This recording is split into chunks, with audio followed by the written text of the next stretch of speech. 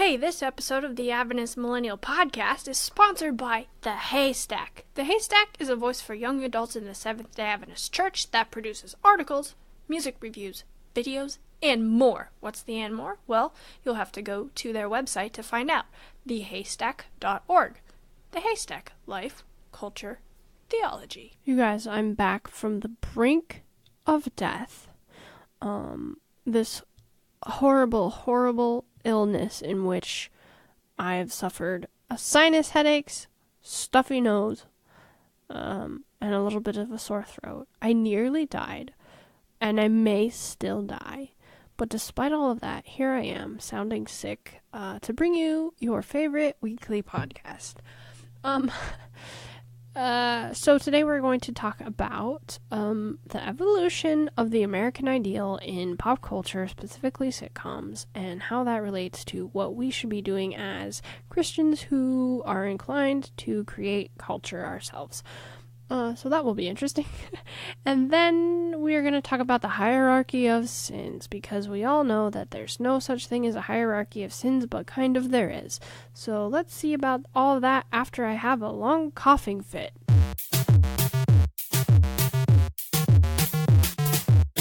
Okay, so I want to talk about the evolution of the American ideal, and something that I noticed, interestingly enough. I started thinking about this from a book that I was reading called Walkability, which is random, but the things you find out when you read. So read, people. This book was about the walkability of American cities and the fact that we in the United States are notorious for having unwalkable cities. Unless you live in a really urban place like, say, for example, New York City or even like San Francisco. You can't really get around unless you own a car in the U.S. Not only that, our city's not necessarily very walkable.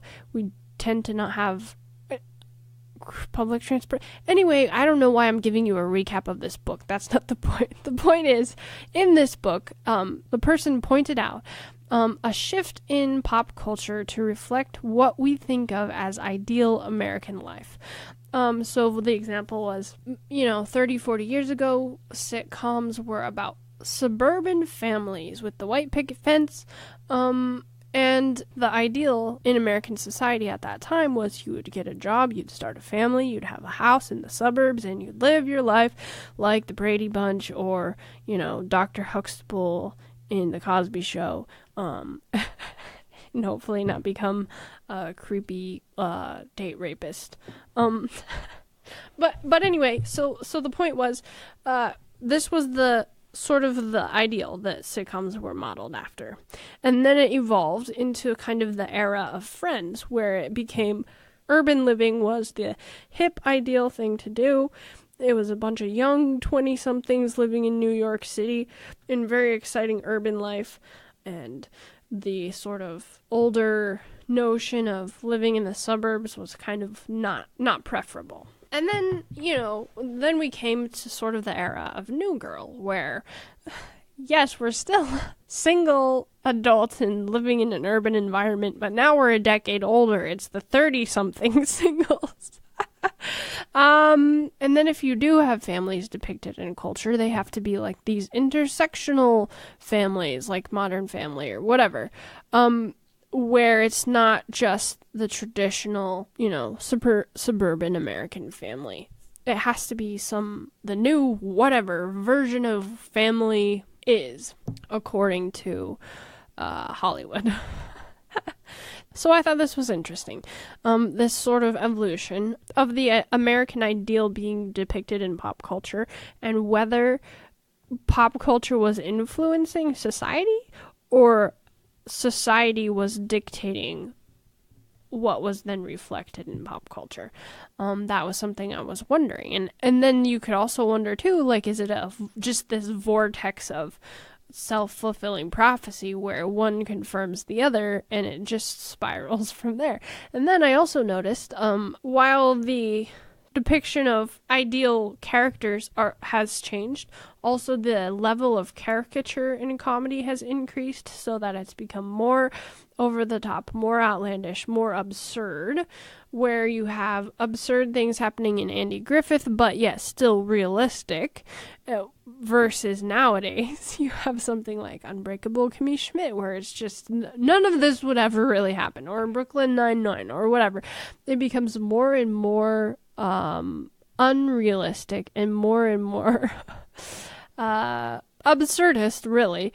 And this is another conversation we could have about the evolution of the style of comedy. But really what I wanted to talk about here is depicting American life in pop culture and how that has changed and why it's changed. I'm not really sure why or which came first, the chicken or the egg.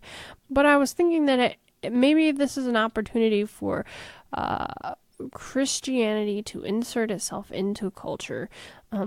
As I've said many times on this podcast, I don't think has been done successfully in any meaningful way.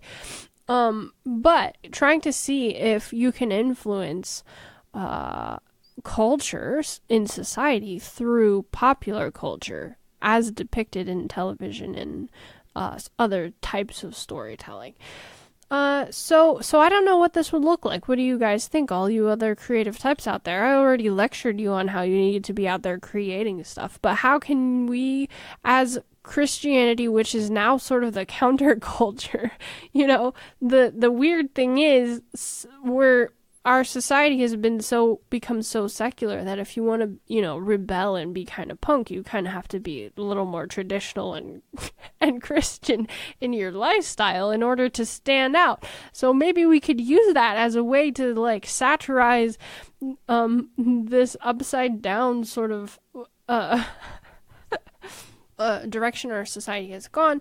That could be an interesting way to insert ourselves into culture and see if we can influence people's attitudes and people's ideas and the general sentiment in society about what the ideal looks like through creating culture. I would say probably my guess is that culture largely influences society more than society dictates culture. So I'm kind of interested to see how we can take the irony that conservative social culture, which is even the most liberal of Christian cultures, is still conservative in society at large. How we could take the irony that has now become the sort of counterculture or the punk culture, and make light of it and see what happens. Put stuff out there that can put influence back onto society in a direction that we believe coincides with our Christianity and our Adventism. I think that would be really interesting, and I have had a couple of ideas about how to do that, but obviously I'm not going to share them because I failed to follow through and actually create these things. But yeah, what do you guys think? Where do you think it's going next? From the the white picket fence suburban family to the city living single adults to where? To now the strange sort of stitched together families of all these different intersectional groups of people. And then where? Where is it going to go from here? And can we influence that in any way by creating our own commentary on what the ideal is and how to live that out? And another question is what actually is the ideal? Because we're all kind of moving, Christianity even is moving in some sort of evolution, sort of a few steps behind society. But even though we always think society has gone too far, we always end up following behind. So is there actually a line there? And what do we think is the biblical Christian ideal? And how can we depict that in culture?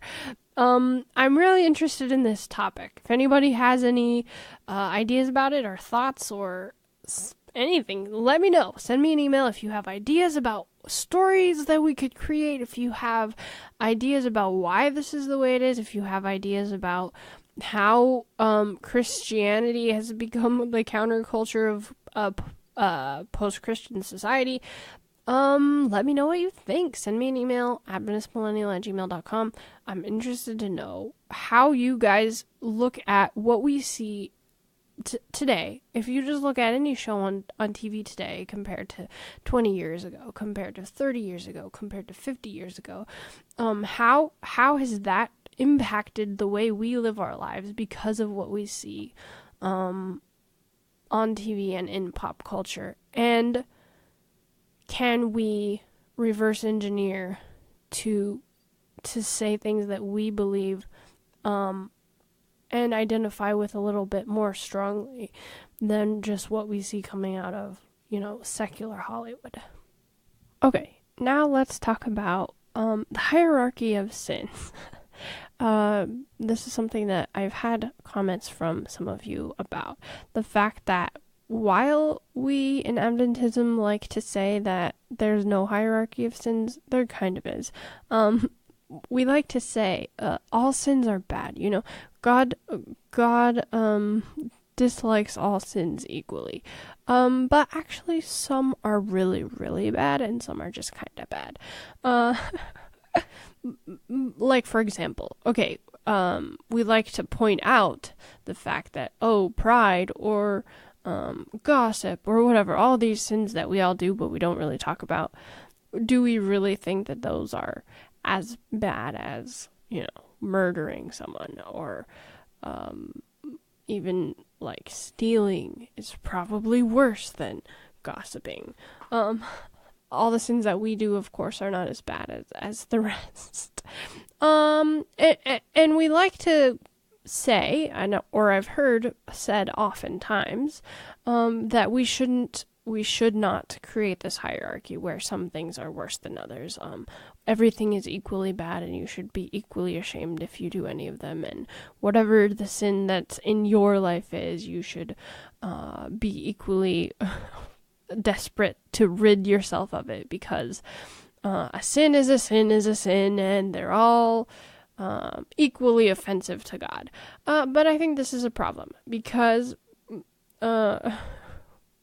while we say out of one side of our mouth we don't rank sins and sin is sin, we all know that that's not true. But why do we have an unwillingness to admit that this is not true while we all live and act as if it is? Why do we still rank sins even though we say we don't? I think the reason is because we know intuitively that some things are worse than other things, in that they are more damaging than other things. So, if you say a rude comment to someone and hurt their feelings on purpose because you are wanting to be mean, that is going to cause less damage than, burning someone's house down. So the idea comes, I think, from the theology or the supposition that sin is only bad because it upsets God, because it's arbitrary. Some sins are arbitrary, and because God doesn't like them, that's why they're bad. And if that's the reason why they're bad, then yeah, they're all basically equal because they're all offending God in some way, and that's the thing that you're doing wrong, not the actual thing that you're doing wrong. If you're able to let go of the idea that God doesn't want us to sin because it upsets him, and hold more to the idea that God doesn't want us to sin because it hurts us, then there's no problem with a hierarchy. Because it doesn't make, I'm better than you because my sin is lower on or higher, somewhere different on the hierarchy than your sin. This is the thing that I think people push back on, is the idea that we then take that hierarchy and use it to compare ourselves to others and use it to to justify ourselves over others. But I think that whole paradigm is the wrong way to look at it.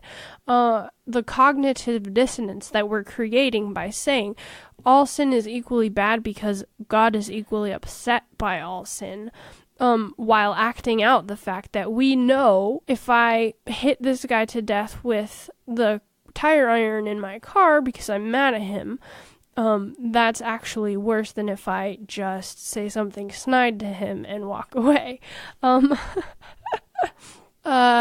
So we're creating this cognitive dissonance by understanding the reality that, yes, some sins have bigger consequences than others, while claiming at the same time that they all have the same consequences in God's eyes, which is hellfire. But if you're able to understand the reason that sin is bad is because it hurts us, and the reason God doesn't want us to do it is because it hurts us, that changes the entire equation. It's like telling kids that it makes their parents more mad when they touch the stove than when they don't put their dishes in the sink after eating, or in the dishwasher or whatever. The reason why touching the stove is worse than not putting away your dishes when you're done eating is because if you touch the stove, you've just burned yourself. If you don't put away your dishes, you've been inconsiderate to everyone else, which is not quite the same thing. So to tell a child that a parent is going to be more angry with them for having touched the stove doesn't make sense, and we understand that because we understand that the parent wants the child to be safe and to not be hurt, and also wants them to be a nice person and do their dishes as they're supposed to. So when we see God as arbitrary, when we see him as imposing punishments for sins not because they're harmful to us, but just because he says so, then that's when you create this weird hierarchy, but not hierarchy. Because we know in reality, some sins have bigger consequences than others. And that's what makes some sins worse than others, is the consequences of those sins, not because of God's reaction to us when we do those things. And I think that can relieve, if you're able to look at it that way, that can relieve a huge burden.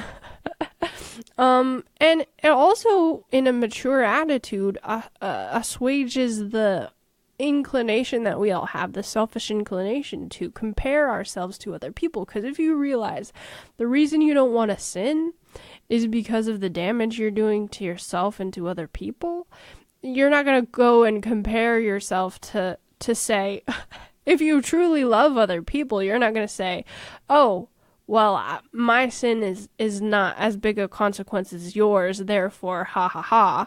You're going to be as worried for other people as God is, because you realize what the reason is. And if someone has a sin of greater consequence in their life, it will make you worried for them, not feeling more righteous than them because they have less of God's anger over their head. So I would say to you, yes, there's a hierarchy of sins. And I know that's like, there isn't. All sin is bad. All sin is equally bad. Well, no. That's not true, and we all know it's not true. And the only reason that we think that that's true is because we've misrepresented God to ourselves. So I would encourage you to think about your own sin and other people's sins in terms of what ways it's going to hurt you or other people. And also when we can realize that, it makes it easier. Granted, it's not easy because we all have fallen nature, but it does make it a little bit easier to let go of those things when you truly realize the reason why you shouldn't do it isn't because God said so, but I really want to and I enjoy it, but God said I shouldn't, so therefore that's why I should let it go, which is an explanation that I've heard a lot in my lifetime. It's just a matter of like will over desire. But when you can see it as like, oh, I shouldn't do this thing because it's really making my life less enjoyable or less productive or less successful, more agonizing than it could be. It's a little bit easier to struggle with your fallen nature to get rid of it. Even though it's still extremely hard because we're all masochistic on some level. And sometimes it's true, it is sometimes difficult to see the consequences of sins because sometimes they're delayed, sometimes they are affecting other people instead of us, and it's easy to be selfish. Sometimes it's something that we don't think is related. But I think it's okay to look at sin as hierarchical in the sense that the worse it is, the bigger the consequences, therefore the more God doesn't want us to do it for our interest. And just because there is a hierarchy of consequences doesn't mean that we have always prioritized them correctly. Like, I think some of the things that we think are really, really bad are really not that bad. And some of the things that we're like, meh, this is fine, have bigger consequences than we think they do usually. Yeah, to summarize from this rambling thing, basically, yes, I think there is a hierarchy, but no, it's not because God has placed that hierarchy. It's because some things that we do to ourselves have bigger consequences than other things. And the size of those consequences correspond with the size of God's concern for us, not his anger at us. And also, we don't always categorize them properly or place them in the proper order. So, no, we don't need to use the fact that some sins are worse than others in order to justify our righteousness over other people, because half the time, we don't even realize the consequences that we're inflicting on ourselves and other people, and we have them in the wrong order. But let's not kid ourselves in thinking that, I don't know, piercing your ear and wearing jewelry is as bad as embezzling $300,000 and spending it on cocaine and overdosing and dying. Like, those are not comparable. Okay, so let me know what you guys think about the hierarchy of sins.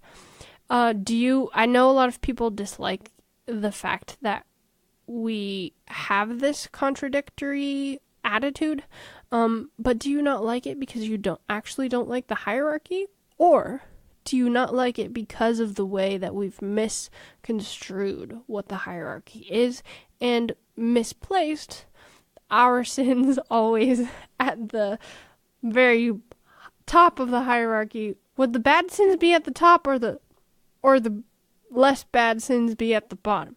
Anyway, we place our own in the in the not so bad category, while other people's are in the very bad category.